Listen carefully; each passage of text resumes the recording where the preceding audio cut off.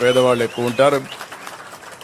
పేదవాళ్ళల్లో కూడా షెడ్యూల్ కులాలు కానీ కొంతమంది షెడ్యూల్ తెగలు కానీ వెనుకబడిన వర్గాలు ఎక్కువగా ఉంటారు. అలాంటి ప్రాంతానికి రావడం నేను అదృష్టంగా భావిస్తున్నా. అదే సమయంలో మన ఎంపీ గారు చాలా, మీరు ఒకసారి చూస్తే ప్రసాదరావు గారైతే ఒక బాగా చదువుకొని రిటైర్ అయిన తర్వాత ప్రజలకు సేవ చేయాలనే ఆలోచనతో ఇక్కడికి వచ్చారు. ఈరోజు నేను చూస్తూ ఉంటే చాలా పెద్ద మనిషి, చాలా సిన్సియర్గా ఆయన జీవితంలో మీకు సహాయం చేస్తే ఎంతో ఆనందాన్ని పొందే వ్యక్తి. అలాంటి వ్యక్తి ఎంపీగా ఉండడం మనందరి అదృష్టం.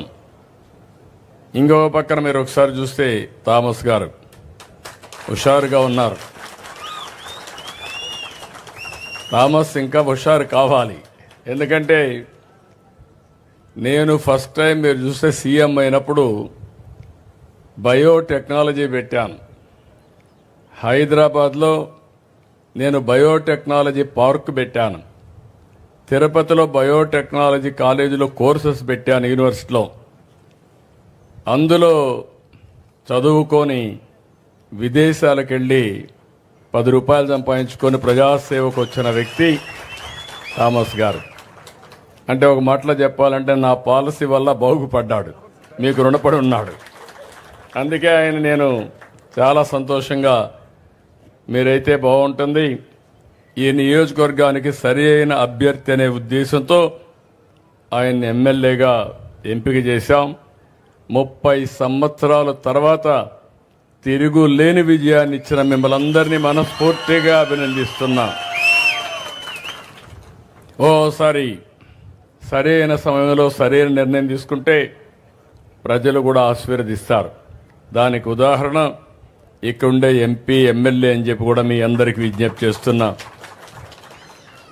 సహచర మంత్రివర్గ సభ్యులు రాంప్రసాద్ రెడ్డి గారు, ఆయన కూడా ఉత్సాహంగా పనిచేస్తున్నాడు. అలాంటి వ్యక్తి ఇక్కడ ఇన్ఛార్జిగా ఉన్నారు. వారికి వేదిక పైన బెనిఫిషరీస్ అందరికీ వాళ్ళ ఇంట్లోకి పోయి వచ్చాను. వాళ్ళ కష్టాలు నేరుగా చూశాను. ఈరోజు వాళ్ళ సమక్షంలో ఈ మీటింగ్ మనం పెట్టుకుంటున్నాం.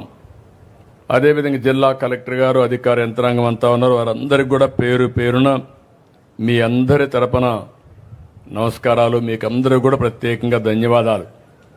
ఈరోజు మీ ఉత్సాహం చూస్తున్నాను. చిన్న పిల్లల దగ్గర నుంచి ఎక్కడ చూసినా ఒక నవ్వు ముఖంతో వచ్చారు. ఇంతవరకు 5 ఏళ్ళు అయితే ఈ రాష్ట్రంలో ఎక్కడ కూడా నవ్వనే మాటే కనపడలేదు. ఇప్పుడు ఏ ఊరికి వచ్చినా ఆనందంగా స్వాగతం పలుకుతున్నారు, స్వేచ్ఛగా ముందుకు వస్తున్నారు. ఇది పెద్ద మార్పు 9 నెలల నుంచి. ఈ విషయం మీరు గుర్తుపెట్టుకోవాల్సిన అవసరం ఉంది. ఈరోజు నేను వచ్చిన కార్యక్రమం మీరు చూస్తే భారతదేశంలోనే ఎక్కడా ఇంత పెద్ద కార్యక్రమం లేదు. ప్రతి ఒక్క వ్యక్తి మీరు గుర్తుపెట్టుకోవాలి, దగ్గర 64 లక్షల మందికి. మామూలుగా మీరు చాలామందిని చూశారు. ఒకప్పుడు పింఛన్ 200, నేను 200ని 2000 చేశాను. అది నాకు పేదల పట్లుండే ప్రేమ. గడచిన సంవత్సరం ముక్కుతూ మూలుగుతూ 5 ఏళ్ళు 3000 చేశారు.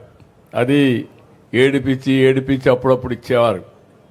నేను వస్తానే చెప్పాను మీ అందరికీ, 3000 4000 చేస్తానని చెప్పి పెంచిన పింఛను కూడా ఏప్రిల్ నెల నుంచి ఇస్తానని చెప్పి మీకు ఇచ్చిన పార్టీ ఎన్డీఏ అని చెప్పి కూడా నేను మీకు తెలియజేస్తున్నా. అదే మరి కొంతమంది సమాజంలో దివ్యాంగులు ఉంటారు. దేవుడు వాళ్ళ పట్ల సరిగా చూడకుండా కుంటిగానో గుడ్డిగానో లేకపోతే నడవలేకుండానో కొన్ని దివ్యాంగులుగా ఉండే పరిస్థితి. తెలివితేటలున్నాయి కానీ ఫ్రీగా తిరగలేని శక్తి. నేను ఒకప్పుడు 500 రూపాయల నుంచి 3000 రూపాయలు చేసిన వ్యక్తి నేనే ఆ రోజు. మీరు గుర్తుపెట్టుకోవాలి. ఈరోజు 3000 నుంచి 6000 చేశాను. అంటే 14 నుంచి ఈరోజు వరకు 500 నుంచి 6000 దివ్యాంగులకు ఇచ్చామంటే అది వాళ్ళ పైనుండి నాకు ప్రత్యేక అభిమానం అని చెప్పి కూడా నేను మీకు తెలియజేస్తున్నా. మనమైతే తిరగగలుగుతున్నాం, కష్టపడతాం. కొంతమంది అయితే తిరగలేక చాలా ఇబ్బంది పడతా ఉంటే అలాంటి వాళ్ళకి దేవుడు సరిగా చూసుకోకపోయినా మానవత్వంతో మనం సహకరించాలనే ఉద్దేశంతో ఈ కార్యక్రమం తీసుకున్నాను. నేను అక్కడితో ఆగలేదు. 8 లక్షల మందికి నెలకు 6,000 రూపాయలు ఇచ్చే ఏకైక ప్రభుత్వం భారతదేశంలో గర్వంగా చెప్తున్నా తెలుగుదేశం ప్రభుత్వం, ఎన్డీఏ ప్రభుత్వం. ఇంకొక పక్కన కొంతమంది కిడ్నీ పేషెంట్స్ ఉంటారు, తలసేమియా వచ్చిన వాళ్ళు ఉంటారు. వాళ్ళ పరిస్థితి ఇంకా అధ్వానంగా ఉంటుంది. నెలకొక్కసారి బ్లడ్ తీసుకోవాలి, ట్రాన్స్మిషన్ అంతా కూడా చేసుకుంటూ ఉండాల్సిన, డయాలసిస్ చేసుకుంటూ ఉండాలి. అలాంటి వారికి నెలకు 10,000 రూపాయలు ఇచ్చి ఆదుకునే ప్రభుత్వం ఈ ప్రభుత్వం. ఆ విషయం మీరు గుర్తుపెట్టుకోవాలి.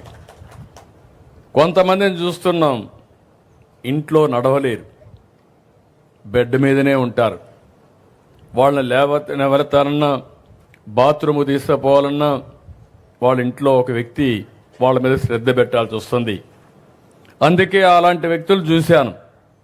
అలాంటి వ్యక్తులందరికీ ఒకేసారి 15,000 రూపాయలు ఇస్తున్నామంటే ఈ దేశంలో ఎక్కడా ఇవ్వడం లేదు. ఈ విషయం మీరు గుర్తుపెట్టుకోవాల్సిన అవసరం ఉంది.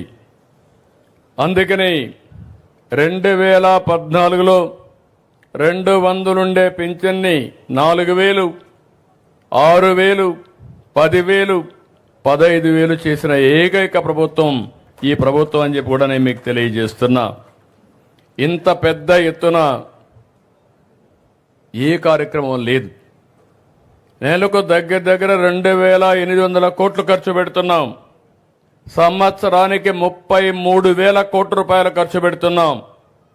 పెట్టే డబ్బులు కూడా మీరు ఒక్కసారి చూస్తే మొదటి తారీఖున ఉద్యోగస్తులకు జీతాలు వస్తాయి. మా పేదవాళ్ళకి పెద్ద కొడుగ్గా నేను కష్టపడి మీ ఇంటికి డబ్బులు పంపిస్తున్నాను. ఒక్కొక్కసారి తల్లిదండ్రులు మర్చిపోతారు, కొడుకులు కూడా మిమ్మల్ని చూసుకోరు. ఇక్కడ ఒక కేసు కూడా ఉంది, మీకు అందరికీ చెప్పాలి. ఆ కేసు చూస్తే 2 చిన్నారు నా పక్కన కూర్చున్నారు, వాళ్ళ అమ్మమ్మ కూడా కూర్చున్నది అక్కడే. తండ్రి ముందు వేరే వాళ్ళ పెళ్లి చేసుకుని వెళ్ళిపోయాడు. ఆ తర్వాత 2 పిల్లలను వదిలిపెట్టి తల్లి కూడా వేరే వాళ్ళ పెళ్లి చేసుకొని వెళ్ళిపోయింది. అది చూసినప్పుడు వాళ్లకు మానవత్వం ఎట్లొచ్చిందో నాకు తెలియదు. బాధ్యత కూడా లేకుండా పోయారు. అలాంటి సమయంలో వాళ్ళ అమ్మమ్మ, నేను ఈ పిల్లల్ని చదివించాలి, నేను లేకపోతే వీళ్ళు అనాథలైపోతారని బాధ్యత తీసుకున్న ఆవిడ్ని గట్టిగా చప్పట్లు కొట్టి మీరు అభినందించాలి.